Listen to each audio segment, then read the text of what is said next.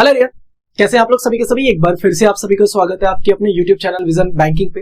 उम्मीद है सभी अपने घर में सेफ होंगे, सुरक्षित होंगे और आप सभी की तैयारी बहुत ही शानदार तरीके से चल रही होगी। एक डाउट जो मोस्टली बच्चों का आता है कि भैया मेरे ना मॉक टेस्ट में स्कोर ही नहीं बढ़ रहे, या फिर मॉक टेस्ट में मैं एक डिसेंट सा स्कोर भी नहीं कर पा रहा हूँ या कर पा रही हूँ। तो मुझे अभी से ना कहीं ऐसा लग रहा है कि बहुत सारे बच्चे तो मेरे से बहुत आगे निकल गए, तो मैं उनको कैसे कवर कर पाऊंगा। जब तक मेरे मॉक टेस्ट में ही स्कोर अच्छे नहीं आएगा तो एक डिमोटिवेशन आता है, सबको आता है कि भैया मेरे मॉक टेस्ट में स्कोर नहीं आ रहा है, तो मैं एग्जाम के लिए कैसे प्रिपेयर। मैं खुद को अपने आप को ऐसा समझू कि मैं एग्जाम के लिए प्रिपेयर। क्या आपका भी ऐसा डाउट है?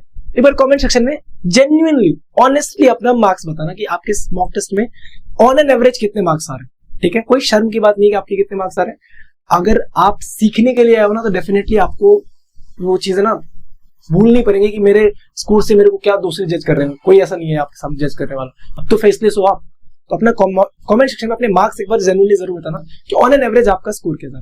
सेकंड, सेशन में आगे बढ़ने से पहले मैं आपके कुछ क्वेश्चन जो अब आपके मन में आ रहे होंगे मैं आपको पहले बता दे रहा हूँ।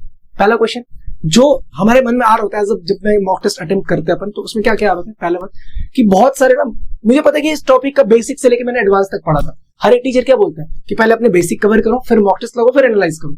तो मैंने बेसिक बहुत अच्छे से कवर करा था इस टॉपिक का, XYZ को भी टॉपिक हो। बट उस टॉपिक का ना, फॉर एग्जाम्पल मैं SICA ले लेता हूँ कि SICA का मैंने टॉपिक बहुत अच्छे से पढ़ा था, बट मेरे से SICA के क्वेश्चन नहीं बनते मॉक टेस्ट में। बहुत सारे बच्चों का ये डाउट होता हो। दूसरा डाउट कि भैया कभी कभी ना कुछ टॉपिक्स ऐसे होते हैं जहां पे मुझे पता है कि मेरे को अच्छे से आ रहा है, मैं स्पीड में करने की वजह से गलत कर देता हूँ। तीसरा डाउट कि कुछ टॉपिक्स के क्वेश्चन हमने बहुत अच्छे से प्रैक्टिस करे थे, मॉक टेस्ट में जब वो टॉपिक दिख रहा होता है या फिर वो पर्टिकुलर क्वेश्चन दिख रहा होता है ना, उस पर्टिकुलर टाइप के क्वेश्चन भी हमने करे हुए थे। बट चूंकि कभी या कहीं ना कहीं किसी न किसी मॉक में वो क्वेश्चन मेरे से गलत अटेम्प्ट हो गया था, अब मैं ना क्वेश्चन चूज करने से मेरे को डर लगता है कि कहीं ऐसा ना हो जाए कि मैं ये क्वेश्चन पिक करूं तो मेरा टाइम भी चला जाएगा, मेरा अटेम्प्ट भी शायद ना अटेम्प्ट हो पाए। ये मोस्टली बच्चों का पजल में होता है कि एक पर्टिकुलर आप पैटर्न का पजल ले लो, आपको लगता है कि ये पजल मेरे से नहीं बन रहा था, ऐसा ना हो कि मैं इसको पिक करूं तो मेरा टाइम भी चला जाए पहली बात, और मेरे मॉक अटेम्प्ट भी ना हो तो मेरे एक तो टाइम भी क्या उतने अटेम्प्ट भी कम हो रहेंगे, तो अटेम्प्ट ही कम रह पाएंगे तो मेरे स्कोर ही नहीं बढ़ेंगे। ये कुछ डाउट्स है जो आपके मन में आते हैं मॉक टेस्ट में। ठीक है, और एक तो ऐसा भी डाउट है जो कि मतलब क्या बोलूं, उसको डाउट नहीं बोलूंगा, बहुत बड़ा घटना। ठीक है, वो क्या है कि मैं ना 4-5 मॉक टेस्ट लगाया, मेरे स्कोर नहीं आ रहा, मेरा मन नहीं कर रहा मॉक टेस्ट लगाने का। तो जिनका मन नहीं कर रहा ना, या तो मन कर लो कि आप मॉक टेस्ट लगाओ, या फिर ये जो आप कूद रहे हो ना कॉम्पिटिटिव फील्ड में, वापस किसी और फील्ड में चले जाओ, क्योंकि बिना मॉक टेस्ट लगाए आपका सिलेक्शन कभी नहीं होगा। ये एक खास ट्रुथ है। ठीक है, तो अब आते हैं सेशन पे आने से पहले मॉक टेस्ट की बात कर ही रहे, तो अभी एक सेल चल रहा है आपका टेक्स्ट बुक पे, दे दनादन सेल, जिसमें आपके पास ईयरली पास और ईयरली पास प्रो का ऑप्शन है। आप VB कोड यूज करोगे 12% का डिस्काउंट मिल जाएगा। साथ साथ अभी टेक्स्ट बुक पे एक ऑफर ये चल रहा है कि 12% का डिस्काउंट तो आपको मिलेगा ही मिलेगा, साथ में आपको मिल जाएगी IPL की फ्री टिकट्स कुछ सेलेक्टेड विनर्स को। ऐसा नहीं कि सबको मिल जाएगा, कुछ सेलेक्टेड विनर्स को IPL की फ्री टिकट मिल रही होगी। तो डिस्क्रिप्शन बॉक्स में लिंक है, जाके जरूर एक बार चेकआउट करो, परचेस करो। अगर आपके पास मॉक टेस्ट नहीं है कोई सा भी, VB कोड लगा लोगे 12% का आपको डिस्काउंट भी मिल जाएगा और IPL का एक टिकट जीतने का मौका मिल सकता है। ठीक है, अब बात कर लेते हैं सबसे पहले उन सभी स्टूडेंट्स के बारे में जिनका ये है कि भैया मैंने बेसिक से कवर करा था बट मेरा क्वेश्चन नहीं बनना। पहली बात, आपको क्या करना है, आप जिस भी एजुकेटर से पढ़ रहे हो आपने वेल एंड गुड बहुत अच्छे तरीके से पढ़ लिया। पहला काम करो, आप उस एजुकेटर को छोड़ के किसी अदर एजुकेटर की, कोई बुक्स की, कोई क्विजेस की आप PDF उठा लो। ठीक है, उस पर्टिकुलर क्वेश्चन, उस पर्टिकुलर PDF से या फिर उस पर्टिकुलर क्विज से आप क्वेश्चन अटेम्प्ट करो। जिस एजुकेटर से आपने बेसिक पढ़ा है ना, उस एजुकेटर की PDF की बात नहीं करो, किसी अदर एजुकेटर। आप पूछोगे भैया ये आप क्यों बोल रहे हो कि अदर एजुकेटर की पूछ रहे हैं? क्योंकि जब आपको वो टीचर पढ़ा रहा है ना, अब मान लो परसेंटेज पढ़ा है उसने आपको 5-6 सेशन में आपने पढ़ा, 5-6 सेशन में कम से कम आपने 40-50 क्वेश्चन देखे होंगे कि सर ने कैसे सॉल्व किए होंगे। और एक टीचर का क्वेश्चन बनाने का frame of mind almost same ही होता है, क्योंकि आप उसने जिस पैटर्न पे आपको क्वेश्चन पढ़ाया उसी पैटर्न पे देगा। जब आप अदर एजुकेटर की PDF से कर रहे हो तो आपको क्या दिखेगा कि शायद फ्रेमिंग का, क्वेश्चन ऑफ फ्रेम का जो फ्रेम है ना, वो कुछ अलग तरीके से फ्रेम करा गया। शायद जो चीजें आपके टीचर दे के कुछ एक्स्ट्रा चीजें पूछ रहे थे, उस यहाँ पे उल्टा हो रहा, एक्स्ट्रा चीजें दे के जो चीजें आपके एजुकेटर ने दी थी वो पूछ रहा होगा। कहीं पे रेट ऑफ इंटरेस्ट पूछ रहा होता है, कहीं पे प्रिंसिपल पूछ रहा होता है, तो क्वेश्चन का फ्रेम करने का तरीका अलग हो जाता है। तो वहां पे ना डाइवर्सिफिकेशन आपके पास ज्यादा हो जाएगा कि आपके पास वो स्किल ज्यादा बढ़ जाएगी, ये क्वेश्चन को आप अंडरस्टैंड ज्यादा करने लगोगे, क्योंकि ये लैक ऑफ अंडरस्टैंडिंग की वजह से आपका हो रहा है। आपने एक सर्टेन टॉपिक पैटर्न के टॉपिक्स में ना क्वेश्चन करे हुए हैं, इसीलिए आपकी वहां पे क्वेश्चन अटेम्प्ट नहीं होते बेसिक आने के बाद भी। इसीलिए डाइवर्सिफिकेशन के लिए क्या करना है आपको, अदर टीचर्स की पीडीएफ उठाओ, पहला काम ये हुआ। अब उन सभी के लिए जिनका स्पीड की वजह से ना गलत हो रहा है, आपको क्या करना है, भैया स्पीड छोड़ दो। अभी मैं बोल रहा हूँ मई के लिए आप स्पीड छोड़ दो। मई में आप बस इतना कर लो कि मेरे को ना स्पीड पे नहीं काम कर रहा है, मेरे को क्वेश्चन श्योरिटी मतलब 100% एक्यूरेसी पे काम कर रहा है। मई का मंथ आप पिक कर लो कि मेरे को 100% एक्यूरेसी पे काम करना है, मेरे को स्पीड चाहिए नहीं।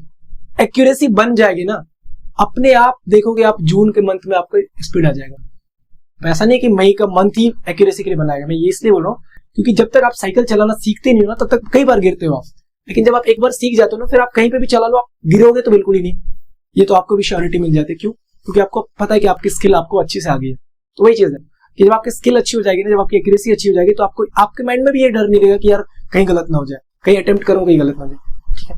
तीसरा बात आता है कि पैटर्न के क्वेश्चंस को आप देखते, कुछ पैटर्न्स के क्वेश्चन आता है जिसको आपको देख के लगता है कि मेरे से बन तो जाएगा, बट मेरे को भी श्योरिटी नहीं है कि टाइम कितना लग जाएगा या फिर टाइम देने के बाद ही बनेगा कि नहीं बनेगा।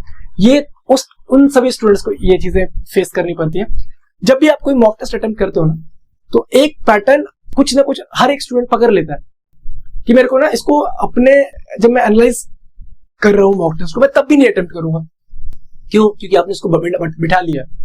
आपको जिस भी पर्टिकुलर क्वेश्चन में इस तरीके की प्रॉब्लम लगे कि भैया मेरे को इसमें टाइम लग जाता है, आप ना उस पर ज्यादा क्वेश्चन प्रैक्टिस करो। उसी दिन जिस दिन आपने मॉक टेस्ट अटेम्प्ट किया होगा उसी दिन अटेम्प्ट करो ज्यादा क्वेश्चन, 3 4 5 7 क्वेश्चन जितने भी अटेम्प्ट कर सकते हो मैक्स टू मैक्स करो।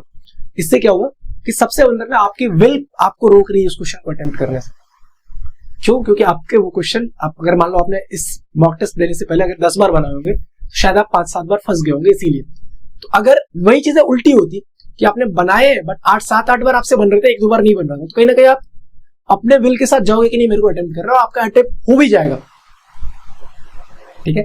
तो छोटे छोटे स्टेप्स में आपके मार्क्स बढ़ेंगे। आप ये मत सोचो कि आपने 45 पे अभी आप हो तो डायरेक्ट आप चाहोगे यार मैं एनालाइज कर करके 170 पहुंचो 60 पहुंचो, कभी नहीं पहुंचोगे।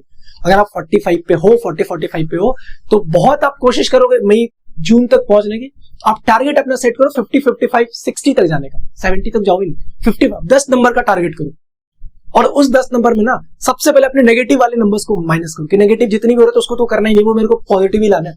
अटेम्प्ट किए तो मैं बहुत बुरी तरीके से भी मेरा अगर नंबर आएगा ना तो मैं कोशिश करूंगा 95% परसेंटेज बोल, जितने मैंने अटेम्प्ट किए मेरे को 95% नंबर चाहिए ऐसे अटेम्प्ट करो। भले ही उस टेस्ट में मॉक टेस्ट मेरे 40 अटेम्प्ट हो, 45 अटेम्प्ट हो, 50 अटेम्प्ट हो, जितने भी अटेम्प्ट हो रहा हो, एक्यूरेसी पहले लो, स्पीड खुद ब खुद आ जाएगी। वो 3 इडियट्स में डायलॉग है ना कि कामयाबी झक मार के आएगी, वही है।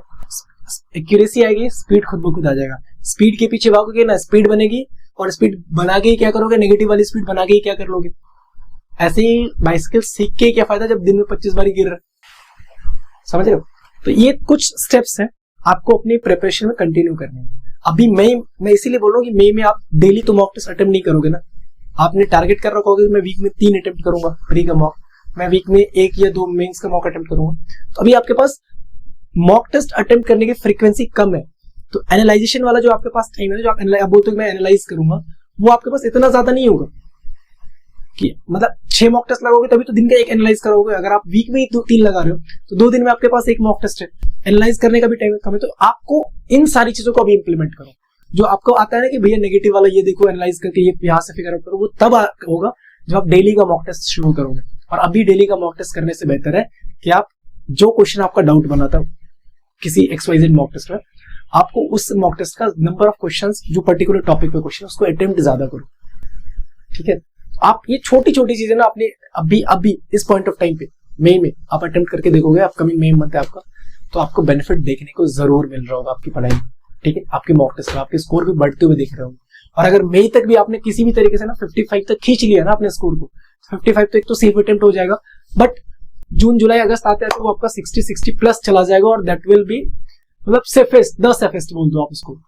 50-55 अगर सेफ है ना तो 60 प्लस 10 सेफेस्ट हो जाएगा आरआरबी पीयू के लिए। ठीक है। तो एक बार ट्राई करके देखो, डेफिनेटली आपकी भी मॉक टेस्ट में स्कोर बढ़ रहे होंगे। तो मिलते हैं नेक्स्ट सेशन में। कैसा लगा सेशन एक बार कमेंट सेक्शन में जरूर बताना, और चैनल पे न्यू हो चैनल को सब्सक्राइब कर लो। We are close to about 10,000 subscribers, तो जल्दी से इसको कवर कर। ठीक है, see you in the next session, till then take care, bye bye, thank you, keep practicing more and more and all the best for upcoming examination.